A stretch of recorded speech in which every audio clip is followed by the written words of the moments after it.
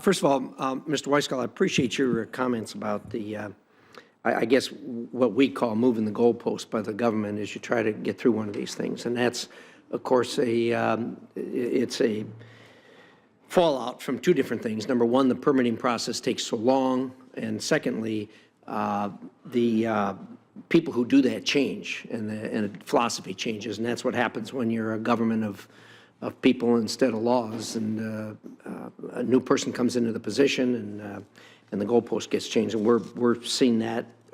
We see it over and over and over again, and it's incredibly frustrating for people trying to do business. I'm going to talk just very briefly, Madam Chairman, about the bill I've proposed, Senate Bill 1037, which is a bill that expands the provisions for termination of the mandatory purchase requirements under PURPA.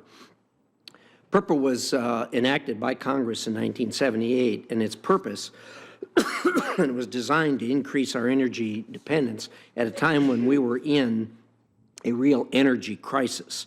And to that end, of course, the PURPA law required that utilities purchase power that was generated by non-typical traditional utility companies, and it was required to be purchased at full avoided cost. And of course, the purpose of that was to attempt to generate more electricity, which of course it did.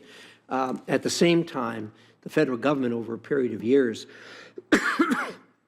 enacted massive financial incentives to the tax code, which spurred incentive in different types of energy projects.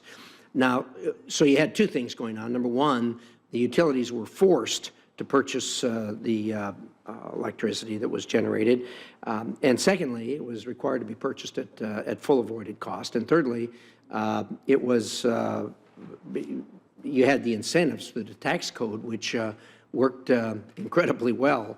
But we've gotten to a point that no one imagined.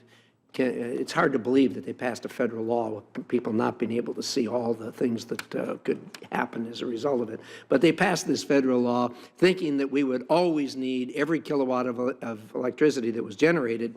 And of course now we're in a different, the need is, which was not covered in the original law, is now something that should be considered. And what this bill does is it brings need into the equation, and its need to be determined by the state public utility regulators, which Mr. Koch will be happy with. But if you worship at the altar of a strong central government that should control everything, you will not like. In any event, it now puts needs into it, and the best example I can give of this law of unintended consequences, which has bit us, is that our local utility in southwestern Idaho, Idaho Power, has no need for additional generation until 2021. Yet at the same time, they've had as many as 73 proposed mandatory purchase solar projects that has exceeded 1,000 megawatts that they had to deal with. So the combined cost to the customers of Idaho Power would have been $2.7 billion. So what's happened is the consumer, as always, winds up paying the whole tab. At one end, they're paying these tax subsidies to get people to go out and generate this electricity. Then at the other end, they're paying as a customer of the utility for the energy that was generated at this full avoided cost. So it is the consumer that's really picking up the tab here, and this is designed to change that. It is designed to shift this over to a large extent to the states.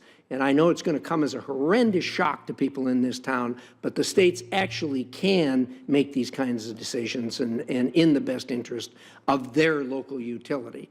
And this is what happens every time the federal government muddles in the free market system, and it always happens when the government tries to pass a one-size-fits-all rule, which is exactly what this is.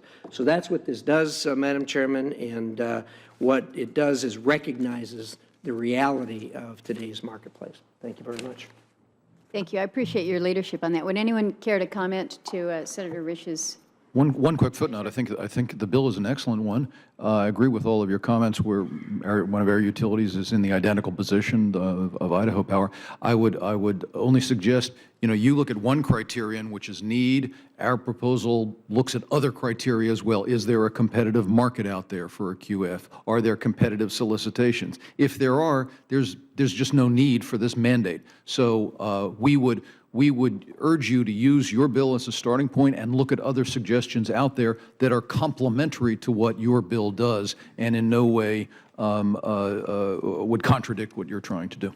Madam Chairman, first of all, I think that's a really good suggestion. I certainly have no pride of authorship in this, and I am willing to look at other things. The playing field has changed since 1978, and that's what this is aimed at, and it's aimed at trying to pick up some of the realities that are out there in the marketplace today. And I thank you for that input and look forward to further input from it. Thank you.